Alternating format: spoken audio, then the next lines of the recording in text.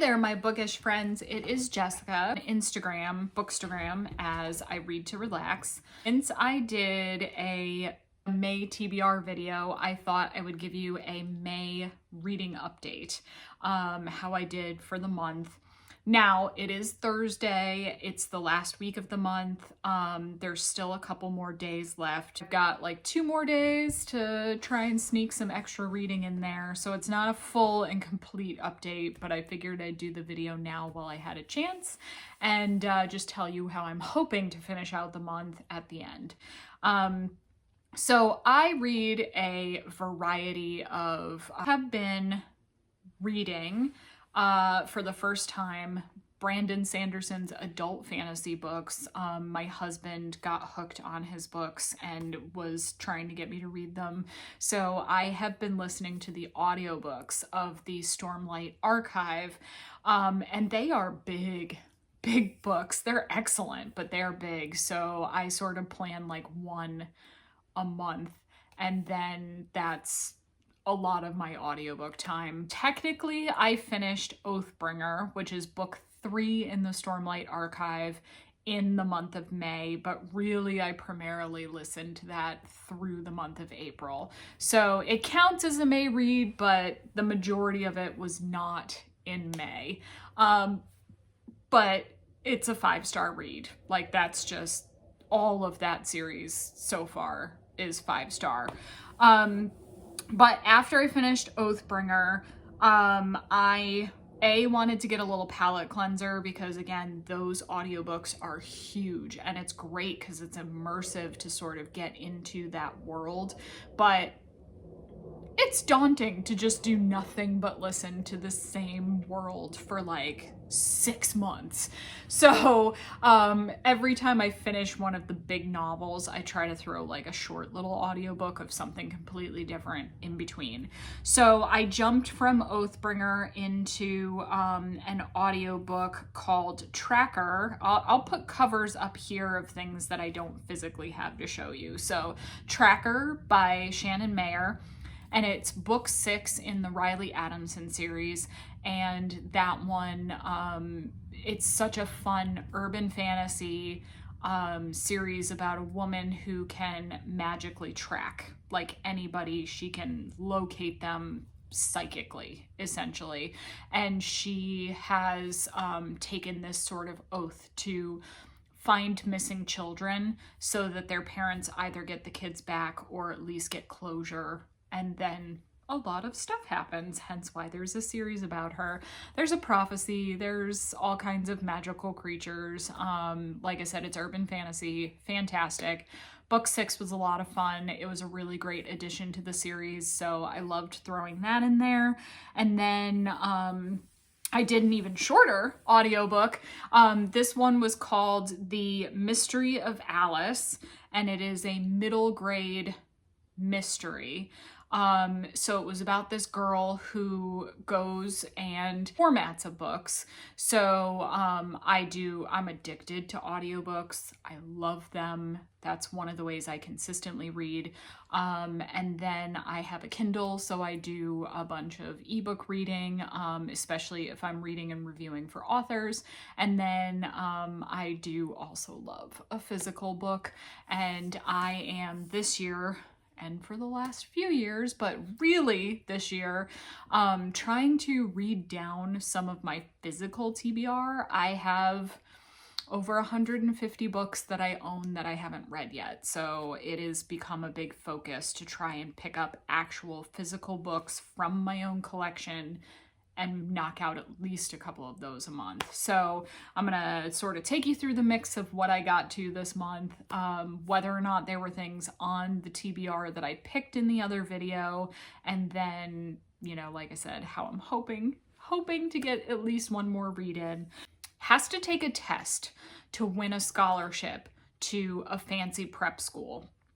And so she passes the test, she gets the scholarship, she goes to this school, and the girl that she met when she was taking the test also wins a scholarship and becomes her roommate.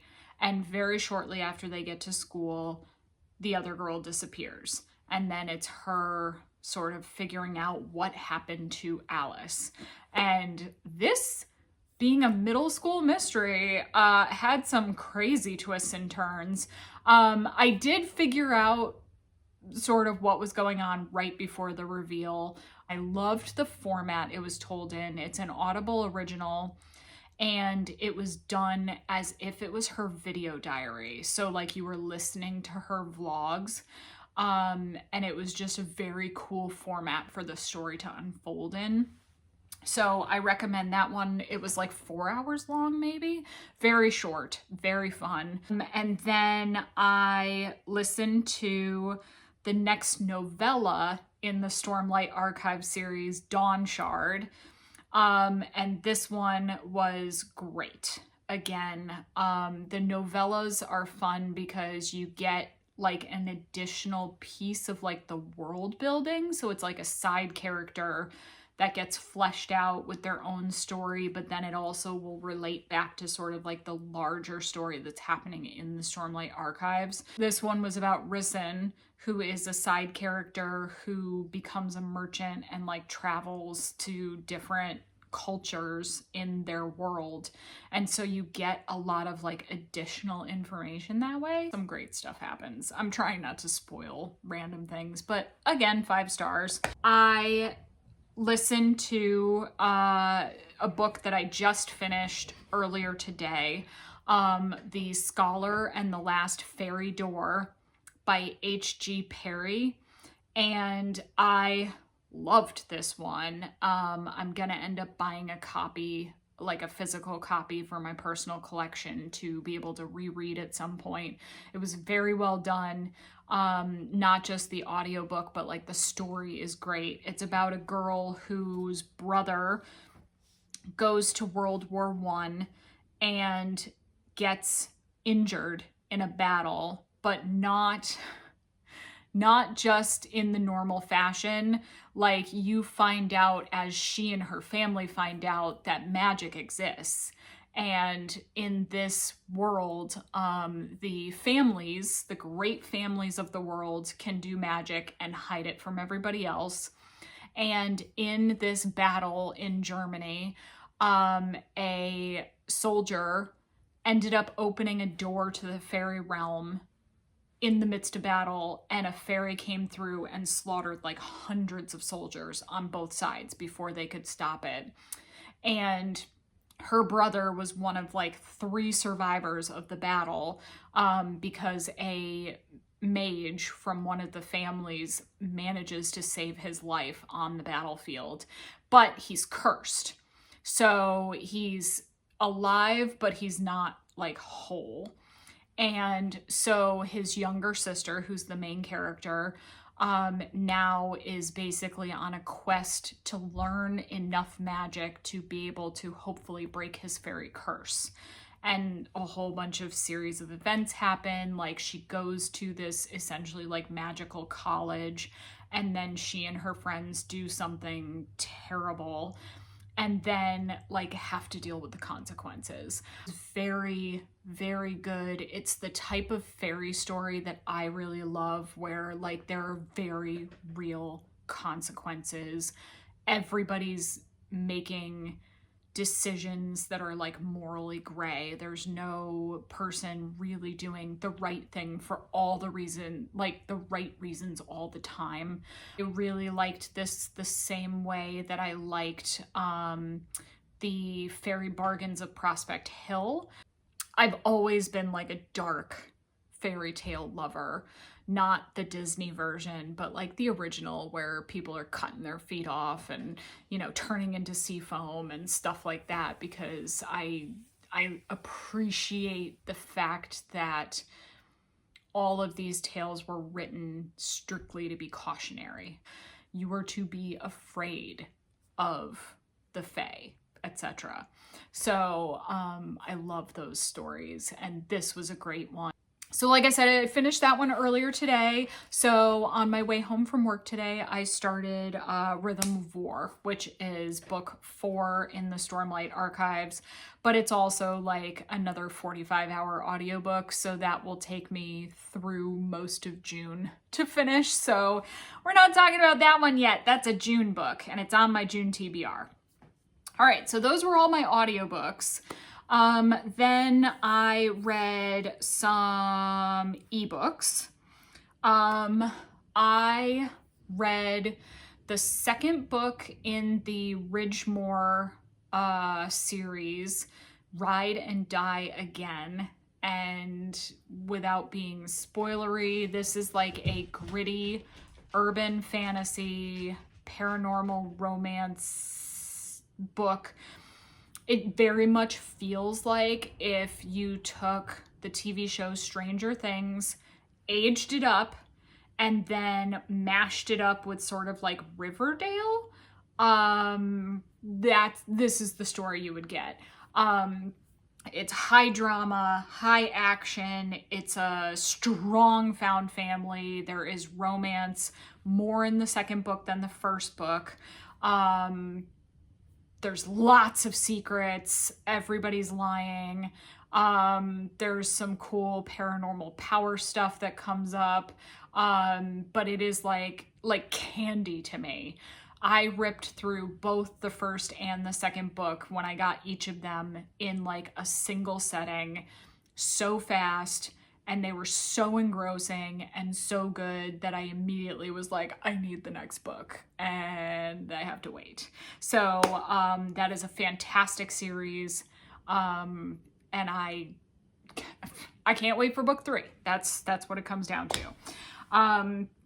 After Ride and Die Again, I read and reviewed Track the Wolf by Stephanie Gilmore, which is book 4 in the Alex Stewart series. So another gritty urban fantasy.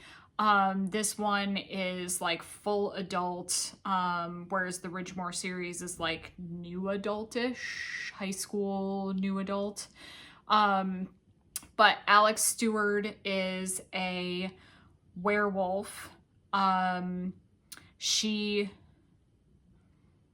had an incident where she got assaulted and it triggered her curse and she changed for the first time. And so it was a horrible traumatic experience. So in the first couple of books, she's really getting over sort of that shame and like having to keep it secret and like having no one to like teach her how to be a werewolf. She inherited the gene from her grandfather and he had passed. And so she's like just terrified, alone, pushing everybody away. So by the time we hit book 4, which is Track the Wolf, like I said, she's moved to this city. She's got new friends. She's started opening up about what she really is. She's found a couple other werewolves who are sort of like teaching her how to handle both the physical and the emotional aspects of that. She's got a boyfriend. And I say it in that tone of voice because this particular book really was like this road trip crazy adventure where she and the boyfriend are like trapped in a car for a majority of the book, and dealing with changes in their lives, figuring out sort of like, we've found each other, but now how do we make a relationship really work?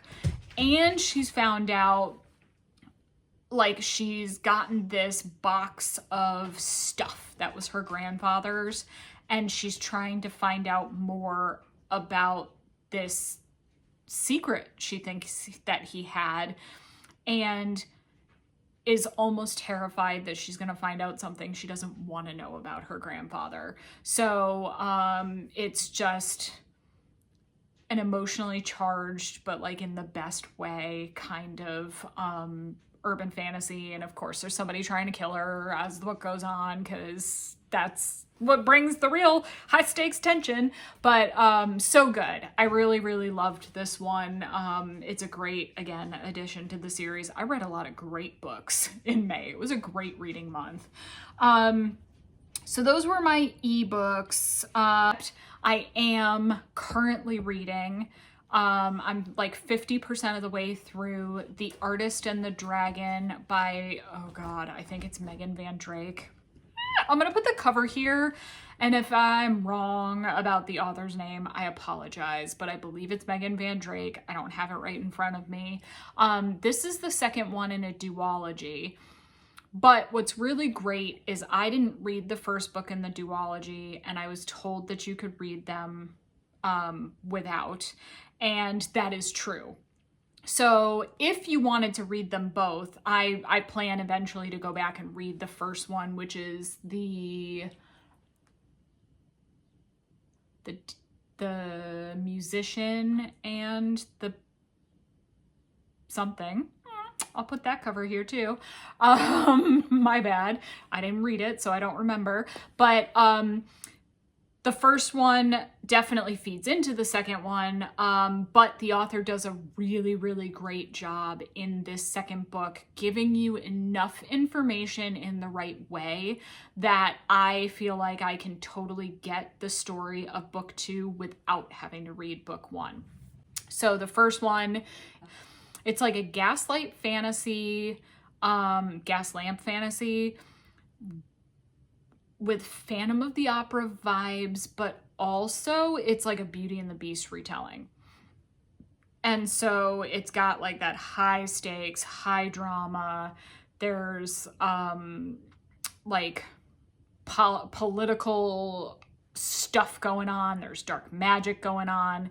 In the second book, again, same gaslamp fantasy, Phantom of the Opera vibes, and also like a Sleeping Beauty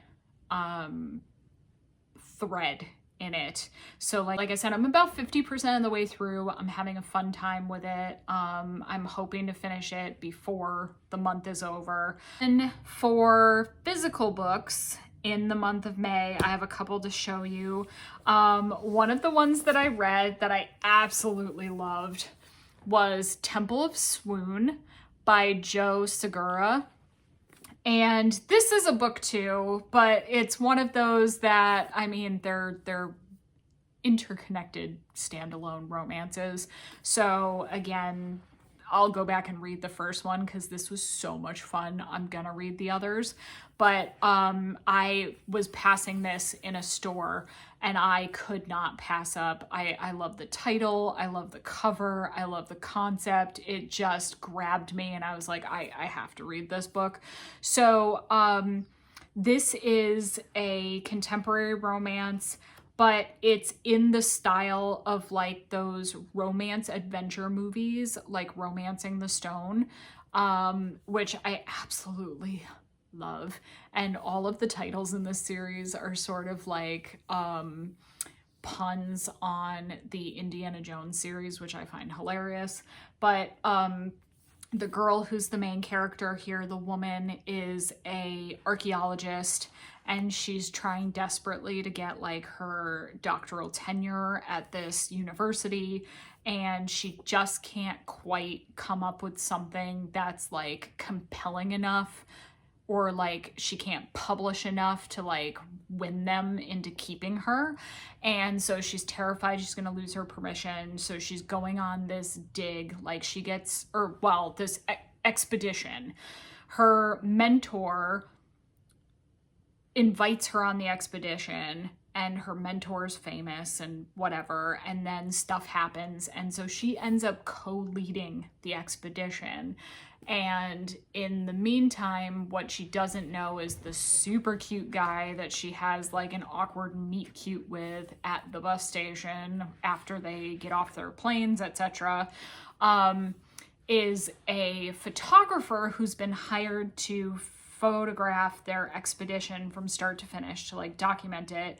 And he's also supposed to sabotage their mission. So they're at odds, but then obviously they're into each other and stuff happens. But this was so much fun, and I don't read a huge amount of like straight up romance, but I loved this one, and I am definitely going to read more of her books. So that was great. Then I also read a witchy romance. This is the type of romance I read way more often. So this one is A Rebel Without Claws by Juliet Cross, and it is the first book in the Southern Charm series, which is a spin-off of her Stay a Spell series, which was 6.5 books. One of them was like a novella, like a compilation of novellas. But there are 6 Savoy sisters who live in New Orleans, and they're different types of witches. And each of the books in that series is one of the sisters finding her love. Rebel Without Claws is the first book in the sort of like Next Generation series. So the main character in this book is the daughter of the couple from the very first book in the original Stay a Spell series. I liked this one. I did. I'm not going to say it was bad by any means, but the original series is super strong. They are all very good books, very strong stories. This one, I just don't think was quite as strong, and I don't know if it's rocky start to a new series or I'm not sure, but I had done a mini reading vlog that you can go back and check while I was reading this book. But essentially what I said was like, I got 3/4 of the way through, and as much as I really liked the characters and I really liked their chemistry, I felt like there wasn't really a solid plot.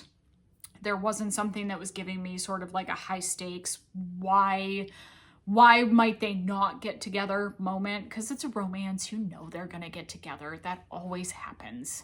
That's what makes it a romance. But there's always some event that makes you question, like, can they get together? Like, what is gonna happen? And it wasn't until the last 50 pages of the book, like, I was afraid nothing was gonna happen, and then something did, and it sucked me right back in, and it felt good, it felt real, but it just felt like the pacing was very strange. So of the books that I read this month, I think for that reason, this might be the one I liked the least, but I still really liked it. So like I said, May was a fantastic reading month. I hope for more of them like that this year, where I basically loved everything I read. But this, like I said, was sort of the weakest link in the bunch. Will I read more in this series? Absolutely. Like, I'm just hoping that they get a little stronger as they go. Hi, this is Jessica in a different moment, obviously, editing the video and realizing that I completely left out an entire book that I read, one of my physical books, because I forgot to write it on my list of things that I read, and I was checking back through my Goodreads and was like, oh, there was a whole other book in there. I also read The Half King by Melissa Landers in May. I got the Fairy Romantasy edition, and it was not only a beautiful book, but I really enjoyed reading it. I read it in 2 sittings, and it was fast and it was fun, and I'm definitely going to be checking out more by that author. So yeah, can't believe I forgot that one. The other physical book that I read is what is my favorite book of the month, and I literally can't stop thinking about this book. This is A Study in Drowning by Ava Reid, and this book grabbed me by the throat and refused to let go. I read it in 2 sittings, and I am thoroughly obsessed. But this is, again, like I said, that sort of dark grim fairy tale kind of feeling book. Cautionary tale, like, just stuff doesn't go right, but that's the way life is kind of book. And I love that. This girl tests into essentially university, but the university that she's going to go to is a real gender discrimination issue. First of all, she tests high enough that she should be allowed to study literature, which is the field she wants to study. She's obsessed with the writings of this one specific author. And unfortunately, they don't take women into that program in this. She joins the architecture school and has zero interest in architecture, but basically needs to get there to be able to access the library and at least be educating herself somehow. So enters a contest where it's to design a new house on the estate of the author that she's obsessed with. So she enters the contest and wins and gets invited to go and like finalize the plans and draft, whatever. And she can't believe her luck. And she's like, my life is going to change and I'm gonna go. Basically everything just goes wrong, but in like the best way. There's magic involved. History is steeped in this specific lore and they find out like the real truths about that. And I just, this book, I loved it. The language was beautiful. The storytelling was beautiful. I devoured this one. And like I said, it's been rolling around in my brain ever since. So 100%. My favorite book of the month. At the moment, my favorite book of the year. So, but that's what I've read for the month. Like I said, I'm in the middle of The Artist and the Dragon, so I'm hoping to finish that one. Only book that was on my TBR that I didn't actually read yet this month was a reread of Mockingjay by Suzanne Collins. If I don't get to that one, I'm not concerned about it. So I absolutely will read Mockingjay sometime this summer, whether it's this weekend or whether it's June if I can fit it in, or later in the summer. And then I'll read The Ballad of Songbirds and Snakes, which I haven't read yet. Because I didn't want to read Snow's story, but now I feel like I need to. Because I really want to read Haymitch's book, and I feel like you need to read the one then the other. So I read way more than I expected to this month. This is the most I've read in a month in 2025. And it was so enjoyable. All of the books were so great that, again, I'm hoping for more months like this. I'm really excited about a bunch of the books that are on my June TBR, and the ones that I'm slightly less excited about, I'm excited for in a different way because they've been sitting on my shelves for so long unread.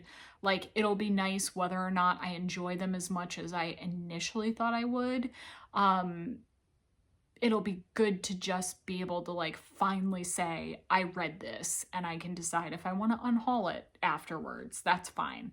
That's the month of May for me. If you've read any of these books and you loved them or hated them, without getting too spoilery, feel free to leave me a comment. Tell me what was your favorite book in the month of May. And then, if you've read The Ballad of Songbirds and Snakes and Haymitch's book, Sunrise on the Reaping, tell me, yes, I do need to read Snow's book first. Because it's going to be a push to do it. He's so vile. But I feel like you need the story to get the whole picture of what she really wants to convey in that series. I wish you happy reading. You can go check my June TBR video if you want to see what I'll be reading this coming month. And then hopefully at the end of June, probably right at the beginning of July, because I'm going to be away the last week of June. But when I get back from my little vacation, I will tell you guys how the month of June went. All right, see you next time. Bye.